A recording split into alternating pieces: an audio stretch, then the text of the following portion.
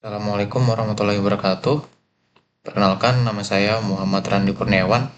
Saya adalah mahasiswa Teknik Informatika angkatan 2023. Jadi, pada video kali ini saya ingin menjelaskan bahasa pemrograman Python melanjutkan video yang sebelumnya.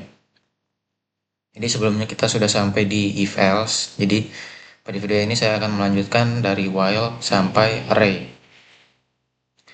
Jadi, pertama-tama kita pahami dulu. While itu adalah salah satu jenis perulangan yang ada di dalam Python. Di dalam Python itu ada dua jenis looping, yaitu ada while dan ada for. Nah, yang pertama kita pelajari itu yang while. Untuk sintaksnya seperti ini. Jadi kita bisa mengeksekusi statement selama kondisinya itu true. Nah, di sini kita lihat untuk perulangan while kita harus mendefinisikan atau mendeklarasikan variabel terlebih dahulu. Di sini kita memiliki variabel i yang bernilai 1. Nah, di sini while dengan kondisi i kurang dari 6, maka dia akan menampilkan variabel i. Dan di sini ada i tambah sama dengan 1, atau i akan ditambah dengan 1. Nah, di sini kita bisa cara membacanya. Pertama-tama ada variabel i dibandingkan i atau 1 kurang dari 6, maka akan menampilkan angka 1 di sini. Nah, setelah itu variabel ini, nilai dari variabel akan ditambah 1, dan di sini nilai i akan menjadi 2. Nah, kembali lagi ke atas, 2 kurang dari 6. Karena nilainya itu true, maka dia akan menampilkan lagi nilai i yang dimana itu 2. Dan akan terjadi seterusnya sampai dia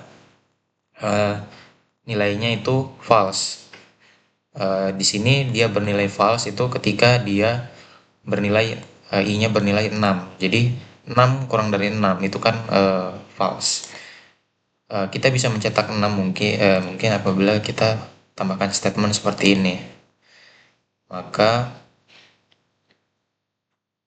hasilnya dia akan mencetak angka 6 juga, karena dia akan break atau bernilai false ketika i-nya bernilai 7. Seperti itu. Kita lanjut.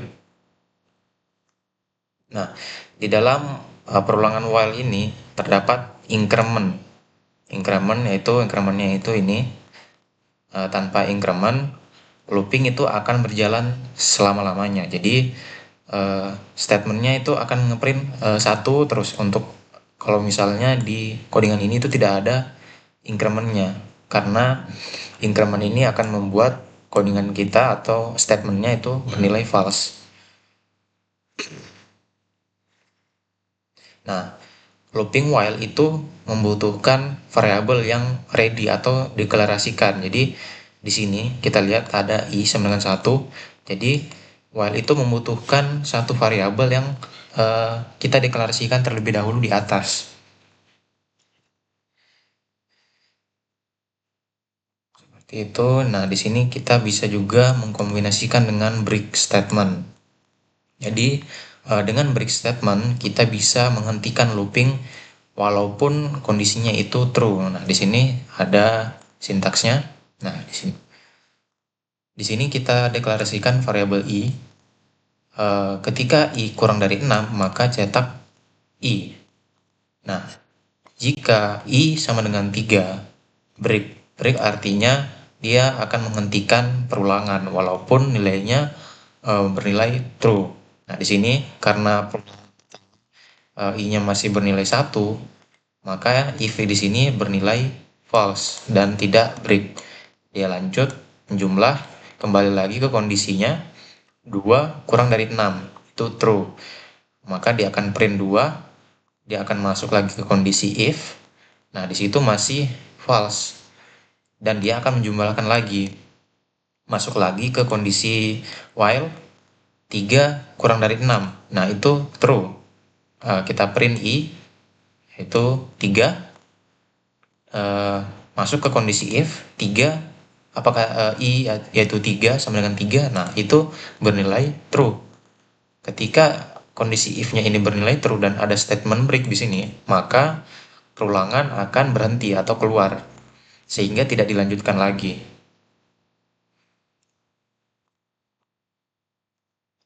Nah, selain itu ada juga statement continue. Nah, dengan continue itu kita bisa stop perulangannya ke iterasi yang saat ini dan kita lanjutkan ke setelahnya. Nah, di sini kita langsung lihat contoh saja. Nah, di sini saya mempunyai variabel i sama dengan 0. Jadi dimulainya dari 0. Nah, apakah 0 kurang dari 6? True. Nah, maka i di sini dijumlahkan terlebih dahulu. Nah, di sini ada statement lagi. Apakah i sama dengan 3? Di sini i belum sama dengan 3 atau masih bernilai 0. Di sini dia bernilai 1. Nah, karena di sini dia masih bernilai false, dia akan lanjut lagi, dia tampilkan lagi nilai i.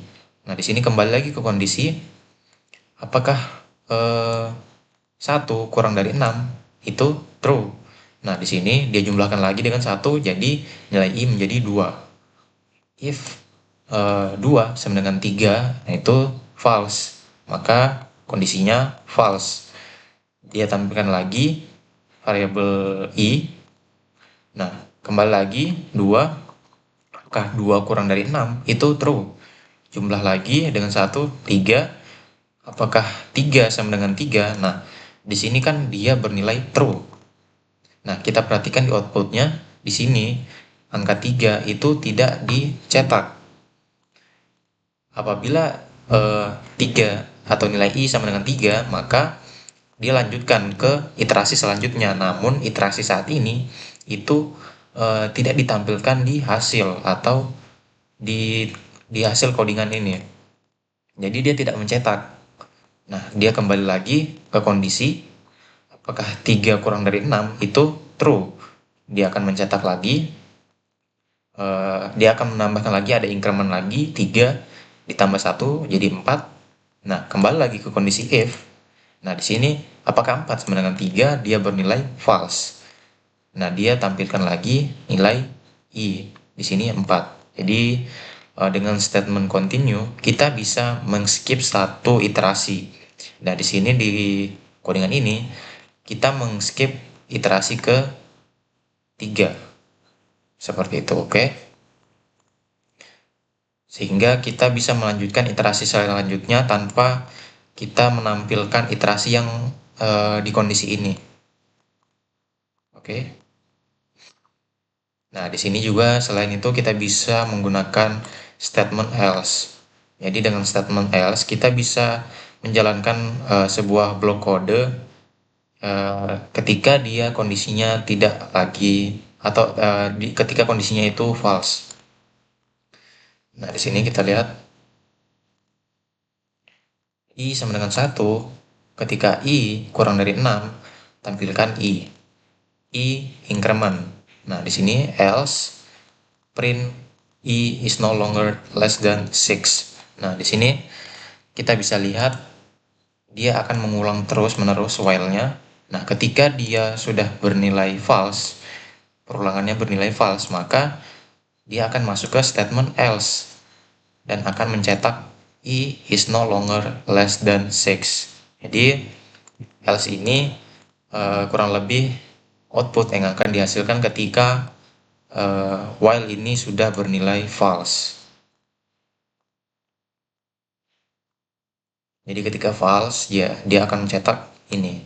Kita bisa menggunakan statement else untuk itu. Di sini ada latihan juga. Kita lanjut. Yang kedua itu ada Python for loop. Jadi for loop digunakan untuk mengiterasi sequence, misalnya kayak list, tuple, dictionary, set, atau string. Sebelum-sebelumnya kita juga sudah mempelajari bahwa tuple, list, string itu terindeks atau kita bisa melakukan perulangan dengan variabel itu. Jadi for itu kita tahu bahwa for itu hampir ada di semua bahasa pemrograman, di JavaScript, di PHP, dan lain sebagainya ada.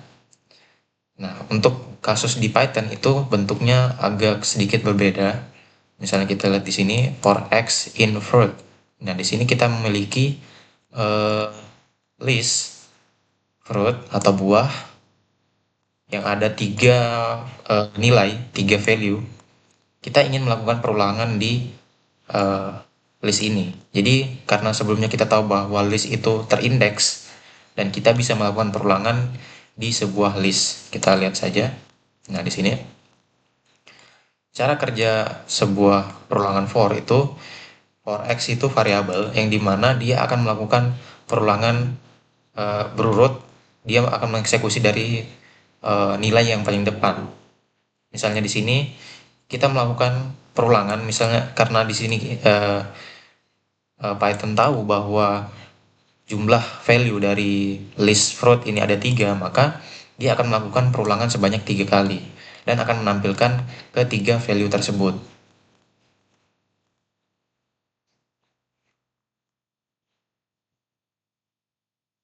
Oke, kita lanjut.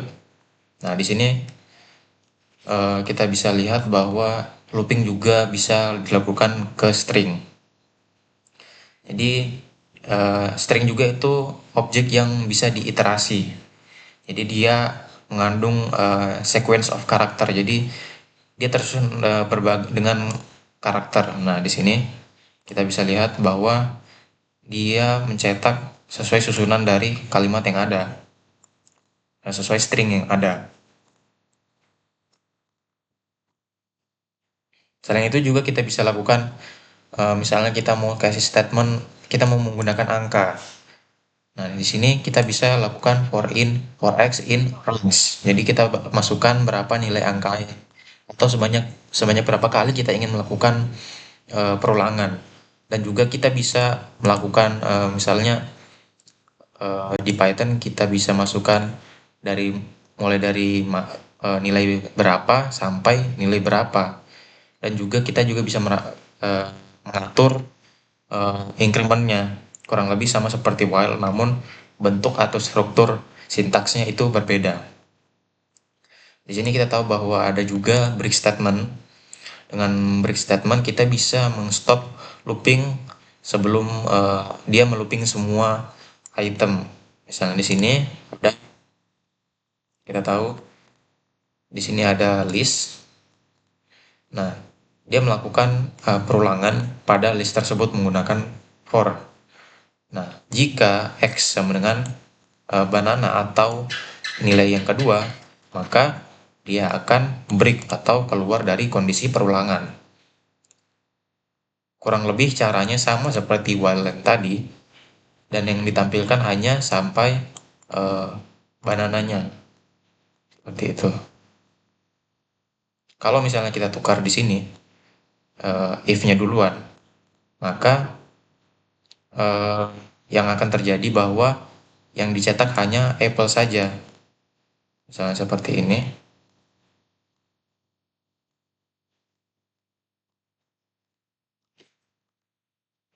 Taran.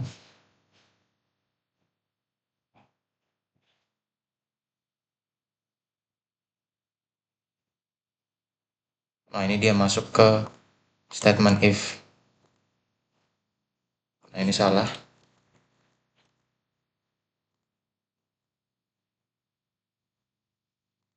Nah, ini dia akan tampilkan banananya saja.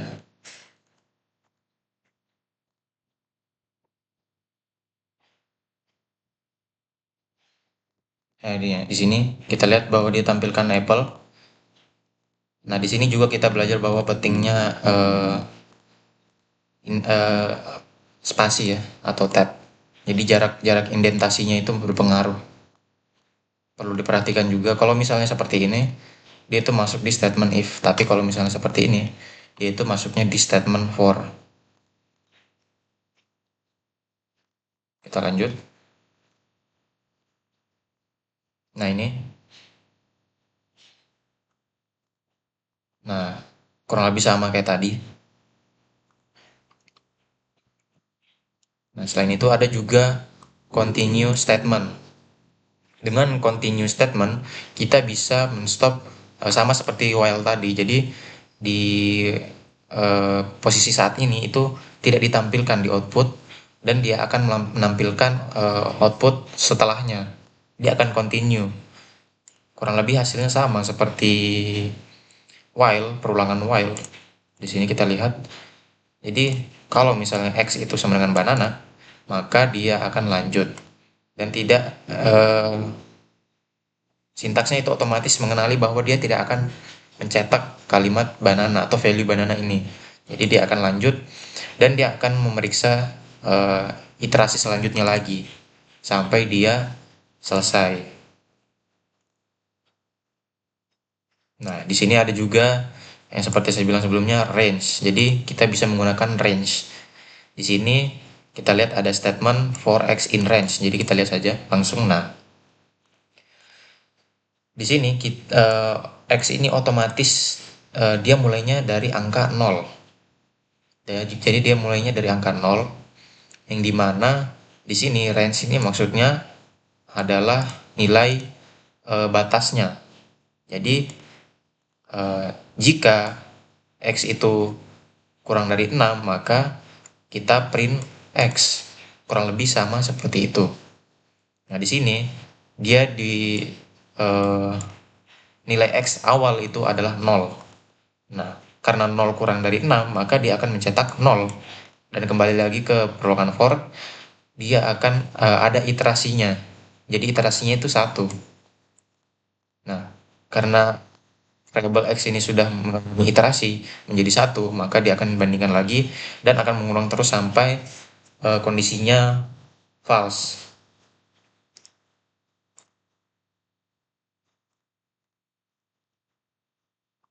Jadi, nah ini range 6 ini itu bukan value dari 0 sampai 6, tapi dia value-nya 0 sampai 5 karena itu sama saja seperti apabila X kurang dari 6. Jadi function range juga itu bisa defaultnya itu 0 sebagai starting value, tapi kita bisa menambahkan parameter. Kita bisa menspesifikkan kita ingin mulai angkanya dari berapa.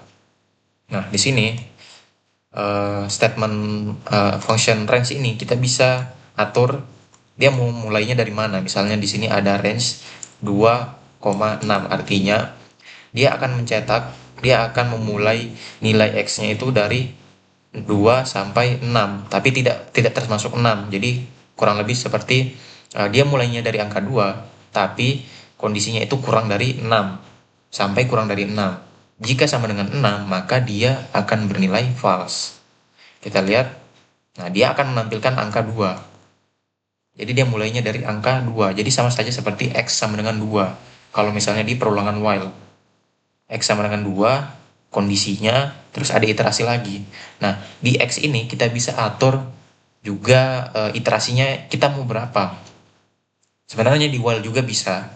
Kita mengatur tadi yang X tambah sama dengan 1. Nah, kita bisa mengatur angka satunya itu sesuai dengan apa yang kita mau. Sama seperti di perulangan for juga, hal tersebut bisa dilakukan. Nah, ini, jadi function range ini, incrementnya itu defaultnya 1. Tapi kita bisa menspesifikan incrementnya kita itu mau berapa. Misalnya di sini kita punya parameter seperti ini. 2,30,3. Jadi maksudnya ini nilai X itu mulai dari 2 dan dia akan kondisinya itu kurang dari 30. Nah, incrementnya itu 3. Kita lihat hasilnya bagaimana. Nah, jadi dia akan menampilkan angka 2 sampai 29 dengan catatan incrementnya itu 3. Jadi cara bacanya seperti ini. X sama dengan 2, apakah 2 kurang dari 30? Itu bernilai true. Nah, dia akan mencetak. Dan di sini dia akan melakukan increment. Incrementnya itu 3. 2 tambah 3 sama dengan 5. Nah, 5 dia akan bandingkan lagi dengan angka kedua di sini, yaitu 30. Apakah 5 itu kurang dari 30? Itu bernilai true. Maka dia akan mencetak nilai X. Dan akan terus seperti itu sampai dia kondisinya kurang dari 30. Kita bisa mengatur sesuka di sini, misalnya kita mau tambah dengan 2, incrementnya 2. Nah, seperti ini. Kita lihat kan di sini dia menampilkan bilangan genap. Nah, kan harusnya dia di sini eh, jadi dia iterasi terakhir itu 28 tambah 2 jadi 30. Apakah 30 kurang dari 30? Itu kan bernilai false. Maka dia tidak menampilkan angka 30 di sini. Oke, kita lanjut. Nah, di sini juga sama seperti while, kita bisa memasukkan statement else di for loop. Jadi else, keyword else ini untuk menspesifik blok kode yang akan dieksekusi jika statement for ini sudah bernilai false atau selesai. Nah, misalnya seperti ini. Kita lihat perulangan for sampai kondisinya itu kurang dari 6. Nah, ketika dia sudah kondisinya sama dengan 6 atau false, maka dia akan keluar dan mengeksekusi statement else. Ini eh, sama seperti perulangan while yang tadi. Kurang lebih fungsi yang beberapa fungsi yang ada di while juga ada di for. Namun untuk penggunaannya itu kurang lebih harus dikondisikan sesuai dengan studi kasus yang ada. Nah, ini the block else itu tidak akan dieksekusi jika uh, jika loopingnya itu di stop oleh statement break. Nah, ini. Jadi kalau misalnya ada statement break seperti ini, jadi dia tidak akan mencetak statement else-nya lah. Jadi dia akan langsung keluar dan bernilai false atau selesai, langsung selesai. Nah, seperti yang kita tahu juga ada namanya nested loop atau looping yang di dalamnya ada looping lagi. Nah, jadi seperti ini. Dia akan masuk ke dalam perulangan looping di sini. Looping.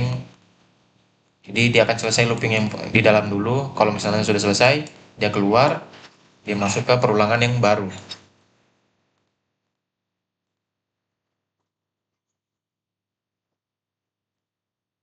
Sini ada juga statement pass. Jadi looping for itu tidak bisa kosong. Dan apabila the statement for itu kosong atau tidak memiliki kondisi, kita bisa memasukkan statement pass di dalam perulangan for untuk menghindari error. Nah, ini. Jadi kita tidak mencetak apapun di dalam statement for. Kalau misalnya tidak ada statement pass di sini, maka dia akan error.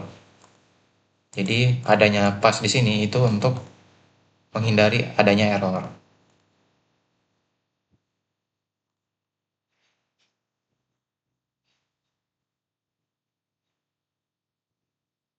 Oke, kita lanjut ke function.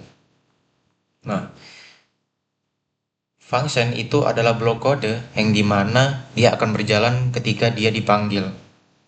Kita bisa men-store data, itu disebut parameter yang ada di dalam function. Jadi function juga bisa mereturn data atau mengembalikan data sebagai suatu hasil.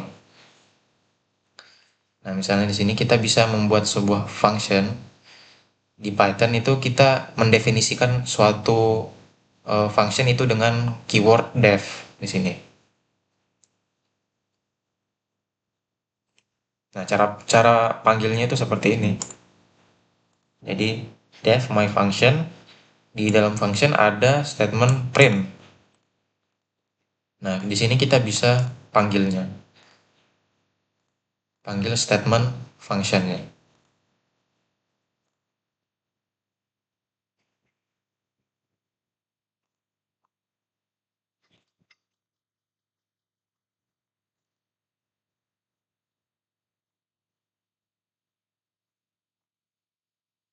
Nah, di sini juga ada misalnya argumen. Misalnya di sini kita punya function, di dalam function ada parameter. Di sini kita punya fname. Di dalam function ada statement print fname plus. Nah, di sini kita punya string. Kalau misalnya kita ingin mengirimkan suatu nilai ke dalam suatu function, maka harus ada parameter yang di mana penulisan dalam memanggil functionnya itu seperti ini. Jadi di dalam kurung itu ada nilai atau nilai suatu variabel, yaitu variabel fname ini di sini yang akan kita isi. Jadi di sini kita bisa memanggil 3 kali functionnya. Nah, di sini function yang pertama kita mengirimkan nilai suatu variabel fname dengan string email di sini. Nah, jadi dia akan memasukkan nilai yang pertama itu ke dalam statement print atau ya statement print. Yang kedua ada Tobias, Linus. Jadi dia akan mengirimkan nilai satu variabel dan akan memasukkannya ke parameter yang ada di sini.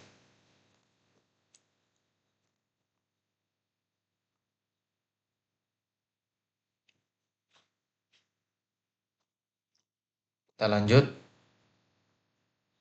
Nah, di sini juga bisa jadi argumennya atau parameternya itu bisa lebih dari satu. Nah, kalau misalnya misalnya begini, kita di sini ada 2 parameter dan kita hanya mengirimkan satu.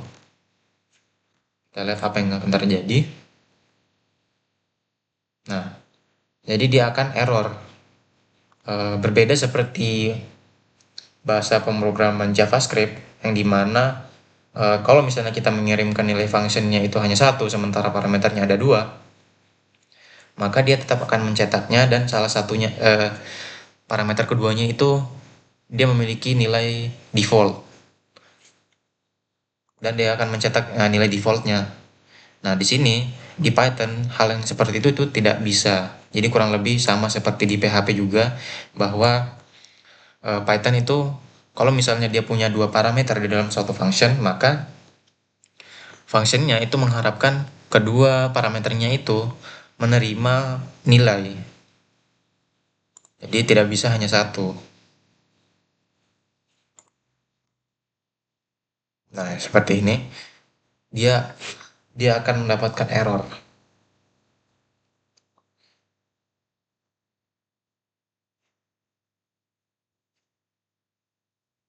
Nah, di sini ya. Jadi misalnya kita ingin membuat codingan kita itu lebih ringkas. Di parameternya ini ada args atau nah kita gunakan tanda bintang. Nah, di sini yang kita cetak itu hanya yang terindeks kedua. Di sini jadi dikirimkan 3 variabel. Nah, tapi kita ingin spesifik. Jadi kurang lebih variabel ini tuh seperti berbentuk list. Jadi kita mencetak salah satunya saja di sini ada 2 terindeks yang kedua. Jadi yang terindeks kedua itu yang dimaksud adalah yang Linus atau yang paling belakang.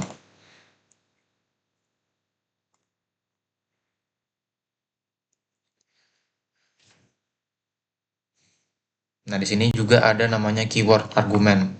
Jadi kita bisa mengirimkan argumen dengan syntax value. Nah, di sini kita lihat contohnya. Sama seperti cara kerja yang tadi, kita bisa mengirimkan misalnya di function itu ada 3 parameter ini.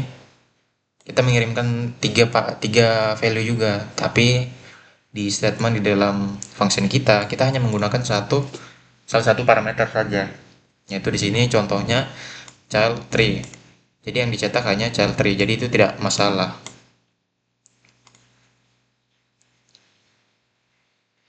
Di sini ada juga quarks. Jadi kita lihat contohnya langsung.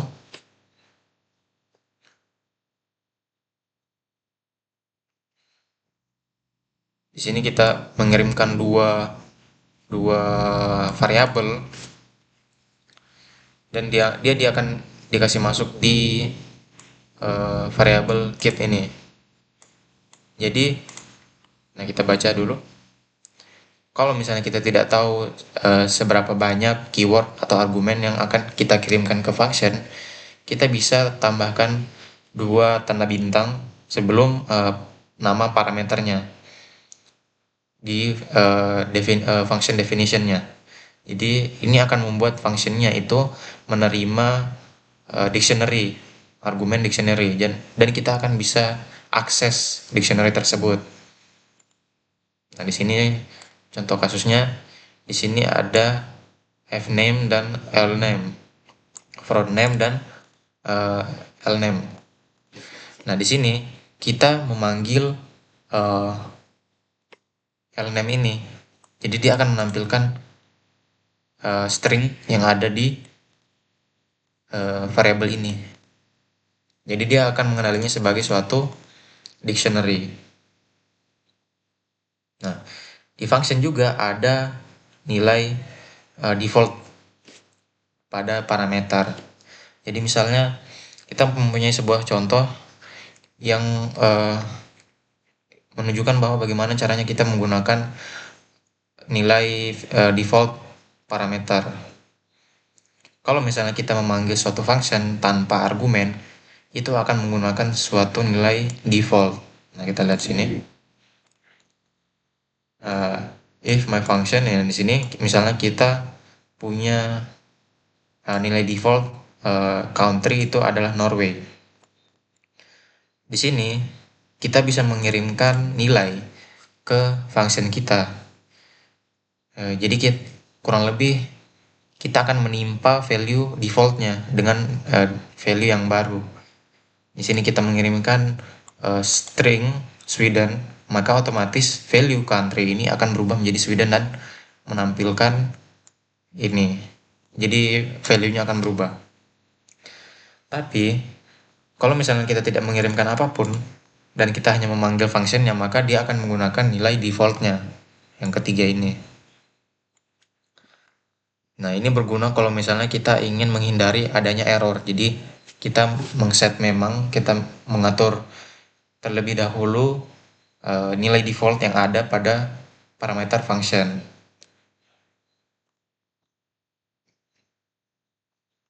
Nah, di sini juga kita bisa passing list di dalam argumen atau parameternya.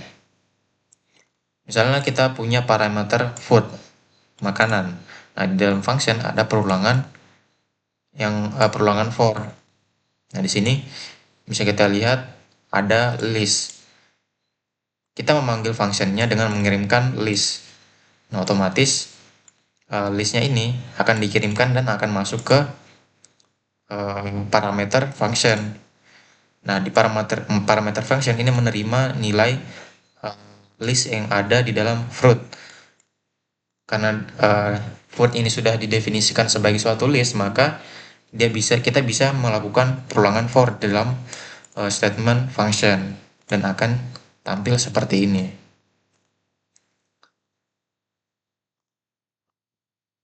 Nah, di sini juga ada return value.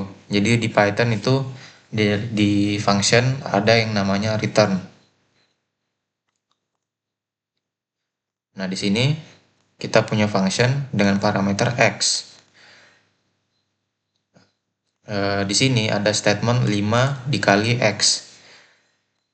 Kita mengirimkan value x itu 3, 5, dan 9, maka dia akan melakukan operasi matematika di dalamnya. Nah, di sini statement return ini berfungsi untuk mengembalikan nilai yang ada. Jadi kalau misalnya Eee, di sini kan kita tahu kalau misalnya memang kita ingin melakukan yang ada cara yang lain, misalnya kita bisa lakukan print-nya ini di dalam function. Tapi kalau misalnya kita ingin mengembalikan nilainya, bisa kita menggunakan statement return. Sehingga cara printnya itu di luar dari functionnya. Kalau misalnya tidak ada printnya ini, kita hanya panggil saja.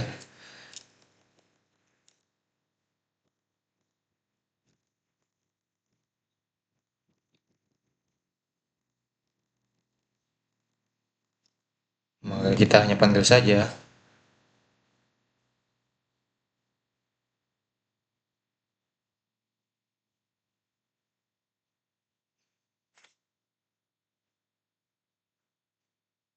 Nah, dia tidak akan yang terjadi, tidak error juga, karena memang function ini tidak mengembalikan nilainya yang ada. Kecuali mungkin kita memberikan statement sini print.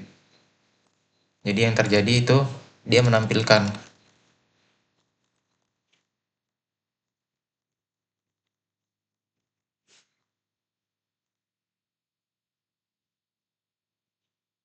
Nah, kurang lebih sama. Tampilannya sama seperti tadi, tapi kalau misalnya kita ingin mengembalikan value-nya yang ada di dalam function itu kita gunakan statement return. Bisa cara seperti ini juga. Nah, di sini ada pass statement. Jadi function definisi function itu tidak bisa kosong. Jadi lagi-lagi sama seperti yang sebelumnya, kita bisa membuat fungsinya kita itu kosong dengan statement pass. Nah ini, jadi tidak ada yang dieksekusi dan tidak ada error juga.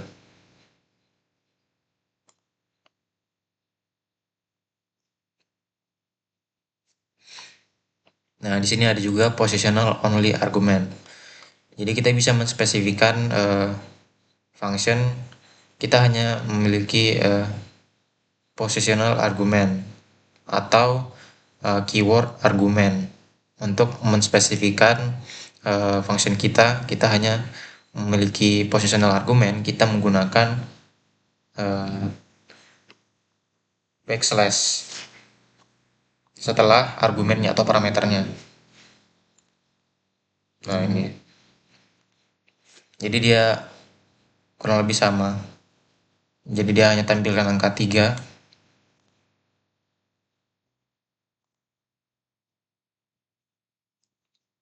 Nah,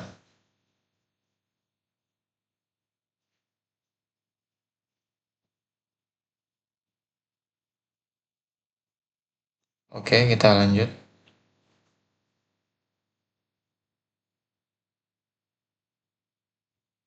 Nah, di sini kalau misalnya di sini ada dua cara positional only argument. Jadi yang pertama kita menggunakan tanda sama dengan, yang kedua kita menggunakan backslash. Tapi kalau misalnya kita kombinasikan keduanya, kita menggunakan keduanya, maka yang kita akan dapatkan itu adalah error. Jadi kedua statement ini hanya bisa digunakan salah satunya.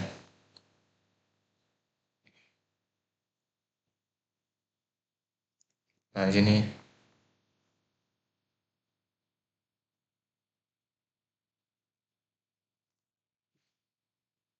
Nah, di sini kita bisa juga menspesifikkan suatu function hanya memiliki keyword argumen. Kita bisa menambahkan tanda bintang sebelum parameternya atau argumennya. Yang di print ini adalah angka 3. Kurang lebih sama seperti sebelumnya. Kita juga bisa seperti ini juga. Jadi seperti biasa saja. Tapi kalau misalnya kita gunakan keduanya, itu akan error sama seperti sebelumnya. Nah, di sini ada juga rekursi. Jadi di Python itu menerima function rekursi, yang artinya kita bisa mendefinisikan suatu function dan dia bisa memanggil dirinya sendiri. Jadi rekursi ini itu adalah matematika programming konsep yang menggunakan konsep matematika umum, yang artinya function itu bisa memanggil functionnya itu sendiri. Jadi artinya kita bisa melakukan looping tapi tanpa menggunakan statement looping. Nah, seperti yang dinyatakan ini. Benefitnya itu kita bisa melakukan looping tanpa menggunakan statement looping. Tapi penggunaan rekursi ini berisiko atau kadang lebih mudah error karena memang fungsinya itu dia memanggil dirinya sendiri. Jadi misalnya di sini dicontoh kita punya rekursi. Nah ini. Jadi dia menampilkan ini. Nah pertama itu kita punya function seperti ini. Nah di sini kita memanggil functionnya. Kita mengirimkan value 6 dan masuk ke variabel k. Nah, masuk di sini, jika k lebih dari 0, maka ada variabel result di sini, k ditambah. Nah, kita memanggil parameternya di sini fungsinya k itu 6 kurang dari 1. Jadi k tambah di sini 6 kurang 1 berarti 5, k tambah 1 berarti k di sini 6 ditambah 5 berarti jadi 11.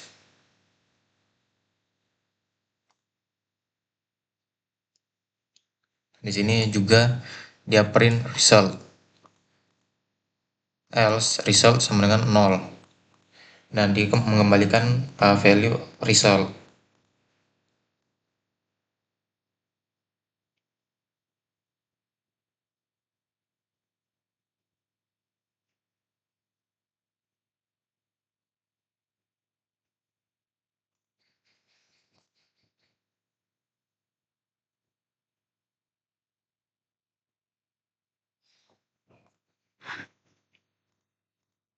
Oke.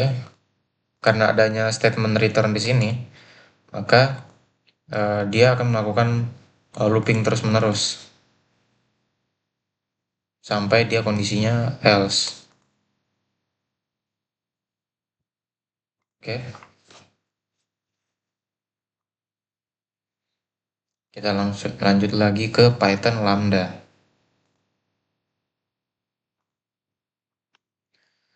Nah, di sini Lambda itu kurang lebih dia ada argumennya juga. Jadi di sini kita lihat definisinya. Lambda itu adalah sebuah function, ya sebuah function yang kecil. Jadi kurang lebih sama seperti function, tapi lambda itu hanya bisa menerima one expression atau satu statement. Nah, kita lihat di sini. Jadi kita menambahkan 10 ke argumen A dan mengembalikan resultnya. Kita lihat hasilnya.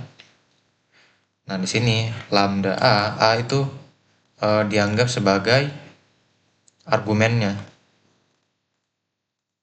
Jadi A. Nah, di sini adalah expressionnya atau statementnya. Kita mengirimkan value 5.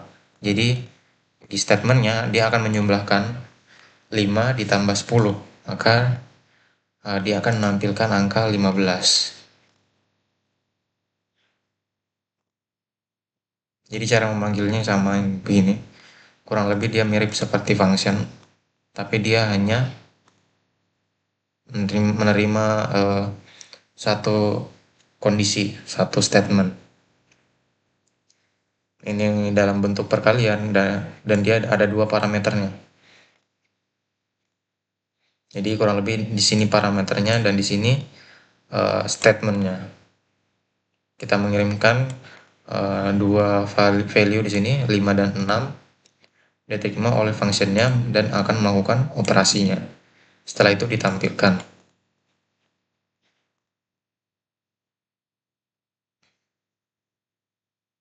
Begini juga.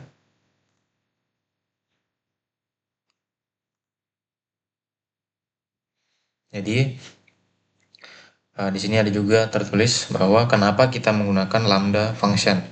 Jadi kekuatan lambda itu terlihat ketika kita menggunakannya sebagai function yang anonimus atau tidak dikenal di dalam satu function. Misalnya kita memiliki suatu function definisi yang memiliki satu argumen, yang argumennya itu bisa dimultiply atau diperbanyak menggunakan angka yang tidak diketahui. Nah, kita melihat contohnya di sini. Nah, di sini kita memanggil functionnya. Di sini misalnya kita punya value di sini. Di sini kita panggil functionnya. Nah, di sini kita panggil lagi berkali-kali dan kita tampilkan. Di sini my function ini mengirim value 2. Nah, 2 akan masuk ke nilai akan masuk ke sini. Nah, di sini akan masuk ke lambda atau function lambda. Function hanya memiliki satu ekspresi atau satu sintaks di sini. Nilai n-nya itu 2. Nah, di sini kita panggil lagi functionnya dengan mengirimkan nilai 11. Nah, 11 ini akan masuk sebagai nilai A. Maka akan terjadi operasi aritmatika di dalam dan akan ditampilkan.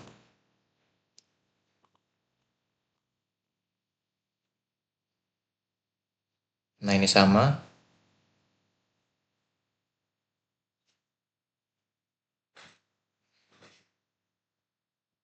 Oke, kita lanjut ke array.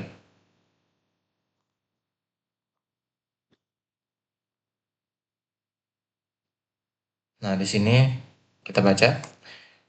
Python itu tidak memiliki built-in atau bawaan yang mendukung untuk array. Jadi, tapi itu Python memiliki list yang dimana cara kerjanya itu mirip dengan array. Nah, di sini di wtrScroll dia menampilkan bagaimana list itu bisa berfungsi sebagai array. Walaupun untuk menggunakan array di Python kita harus mengimpor library. Jadi yang digunakan itu adalah NumPy dan itu bukan bawaan atau yang ada sejak dari awal pada Python. Nah, di sini kita anggap list itu sebagai array. Jadi array itu bisa digunakan untuk memasukkan value yang banyak atau di dalam satu variabel di sini. Seperti list, sifatnya mirip seperti list, sama seperti list. Jadi apa itu array? Array itu adalah variabel yang spesial yang dimana bisa memasukkan banyak value ke satu variabel. Misalnya kita memiliki list item, entah itu list nama mobil. Jadi kita bisa memasukkan nama mobil ini ke dalam satu variabel. Dan juga kita bisa melakukan looping. Jadi array bisa menampung banyak value ke dalam satu variabel. Dan kita bisa mengakses value tersebut dengan melakukan index. Jadi seperti yang kita tahu sebelumnya, list juga itu terindeks. Dan di sini kita tahu bahwa list dan array itu memiliki sifat yang mirip. Sehingga kita bisa melakukan indeks. Nah, di sini kita bisa cara aksesnya itu kita ketik nama variabelnya. Kita lihat. Nah, Atau bisa juga langsung seperti ini misalnya.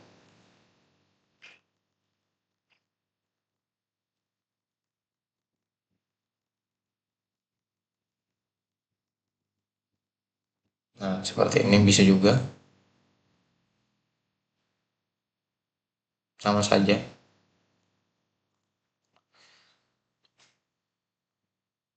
Bisa juga kita mengganti value-nya.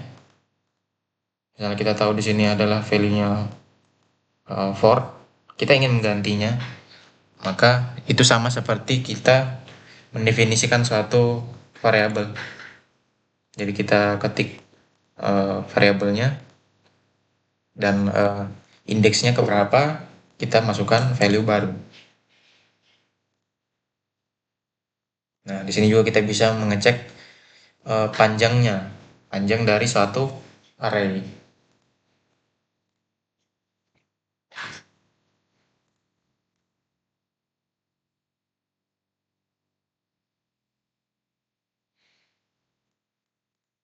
Nah, di sini looping array itu bisa digunakan for in. Jadi kita bisa melakukan looping. Jadi kurang lebih cara penggunaannya itu sama seperti list karena memang memiliki sifat yang sama. Di sini ada juga append. Nah, di sini append itu adalah satu sintaks yang digunakan untuk menambahkan suatu elemen baru atau value baru ke dalam suatu array. Nah, di sini contohnya append itu otomatis dia akan menambahkan kalau misalnya kita tidak atur sejak awal bahwa dia akan ditambahkan di bagian belakang suatu array. Sini kita lihat hasilnya. Selain itu juga kita bisa gunakan pop. Nah, pop ini maksudnya kita menghapus satu nilai yang ada di dalam satu array. Di sini misalnya kita ingin menghapus Volvo ini.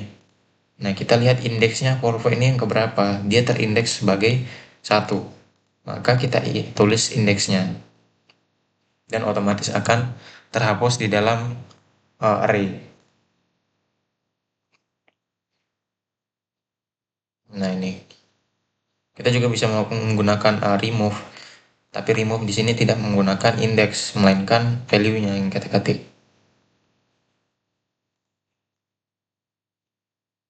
Nah, di sini kita lihat sifat-sifat dari array atau metode-metode yang terdapat pada array. Ada append. Append itu seperti yang kita tahu, dia menambahkan elemen baru di akhir array atau list. Ada clear, jadi dia menghapus semua value atau elemen yang terdapat di dalam satu array. Ada copy atau mereturn atau mengembalikan value-nya yang ada di dalam array. Count, jadi dia mengembalikan the number of element, jadi banyak elemen dengan value yang spesifik. Extend, kita bisa extend ini kita menambahkan elemen dari satu list yang lain atau array yang lain. Index, kita bisa mengembalikan index first element atau elemen pertama dengan value yang spesifik. Kita bisa menambahkan elemen dengan posisi yang spesifik dengan sintaks insert. Pop, yang kita tahu seperti sebelumnya, kita bisa meremove elemen dengan posisi yang spesifik. Remove, kita bisa meremove item pertama. Reverse, kita bisa mereverse satu list. Dan sort, kita bisa mensortir satu list.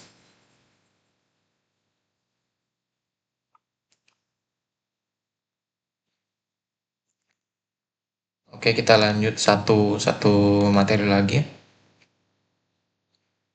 Nah, di sini ada Python classes and object. Jadi seperti yang kita tahu sebelumnya bahwa Python itu adalah OOP atau Object Oriented Programming Language. Nah, di sini hampir semua yang ada di Python itu adalah suatu objek dengan dengan properti dan metodenya masing-masing. Jadi kelas seperti objek atau blueprint itu untuk menciptakan objek. Misalnya di sini uh, kita menciptakan kelas di sini seperti ini. Nah, di sini dia mencetak.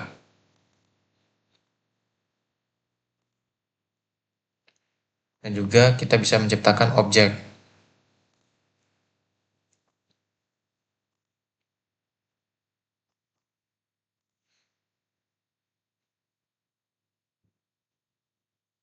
Oke.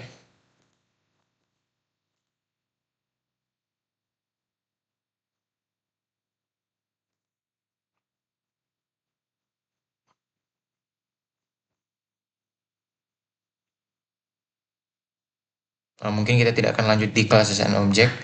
Jadi kita akan melihat saja bagaimana metode-metode yang terdapat pada array.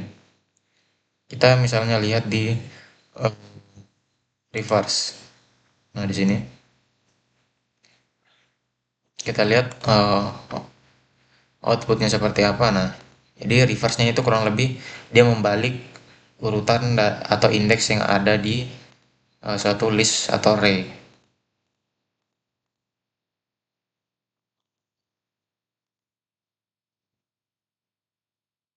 Kita lihat yang lain lagi. Kita lihat indeks. Nah, di sini kita bisa mengetahui suatu value itu terindeks ke berapa indeksnya. Misalnya di sini kita memiliki suatu list buah. Nah, di sini kita ingin mengetahui indeksnya cherry. Nah, di sini kita bisa memasukkan indeksnya cherry itu ke suatu variabel dan kita mencetaknya. Di sini kita lihat outputnya itu adalah 2, di mana kita tahu itu 2 adalah indeks dari cherry. Nah, seperti itu. Kita lihat lagi yang lain. Pop seperti yang kita tahu tadi untuk meremove. Jadi tidak usah, kita lihat di extend. Nah, extend. Jadi dia menggabungkan dua list. Nah, menjadi satu list. Nah, untuk expressionnya itu kurang lebih ini untuk list pertama dan ini untuk list yang kedua. Jadi extendnya seperti itu.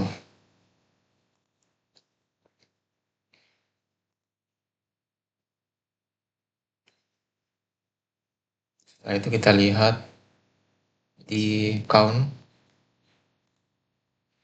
Nah, count.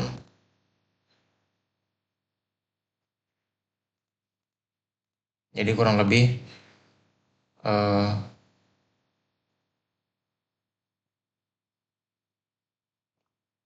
nah di sini misalnya kita lihat ini.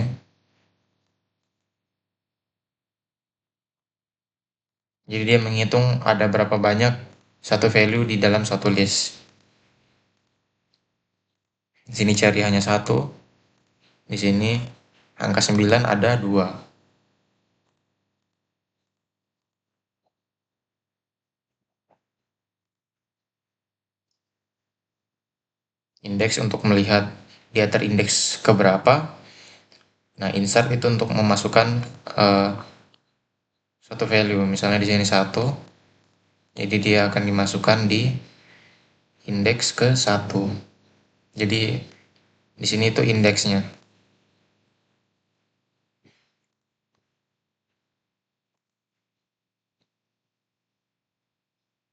Nah, copy itu kurang lebih dia mengambil nilai yang ada dalam satu list. Nah, di sini kita memiliki list buah. Kita menggunakan sintaks atau ekspresi copy. Nah, copy ini akan mengambil nilai dari buah ini dan akan dimasukkan ke variabel X.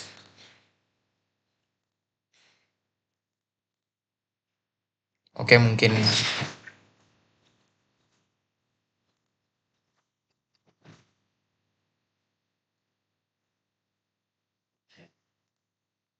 Oke, mungkin itu saja dari saya. Wassalamualaikum warahmatullahi wabarakatuh.